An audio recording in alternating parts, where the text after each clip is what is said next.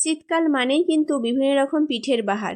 আর এই শীতে সরু চাকলি পিঠে আর খেজুরের গুড়ের সাথে কিন্তু স্বাদ অতুলনীয় হয়ে থাকে।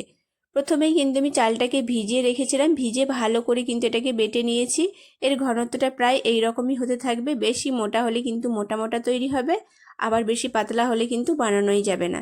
এবার আমি এটা কড়াই বসিয়ে নিয়েছি, নিয়ে ভালো করে একটু তেল ব্রাশ করে দিলাম, দিয়ে এবার 1 কাপ মতো এটাকে দিয়ে দিলাম ব্যাটারটাকে, দিয়ে ভালো করে কিন্তু এটাকে বুলিয়ে নিতে হবে সমানভাবে।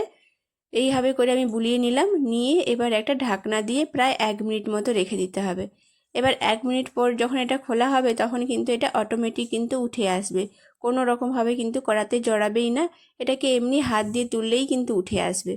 খুব সুন্দরভাবে কিন্তু এই শীতকালে সরু চাকলি পিঠে আর খেজুরের গুড় স্বাদ কিন্তু অসাধারণ হয়ে থাকে। অবশ্যই কিন্তু বানিয়ে দেখতে পারেন। আর কে কে এই সরু চাকলি খেতে পছন্দ করেন অবশ্যই কিন্তু কমেন্ট করে জানাতে ভুলবেন না। এইভাবে কিন্তু বানানো প্রত্যেকটাই কিন্তু খুব সুন্দরভাবে উঠে আসবে, আর খুব পাতলা পাতলাও হয়ে থাকে কিন্তু। অবশ্যই কিন্তু বানিয়ে দেখবেন, আর ভালো কি কেমন হয়েছে অবশ্যই কিন্তু জানাতে ভুলবেন না। নমস্কার।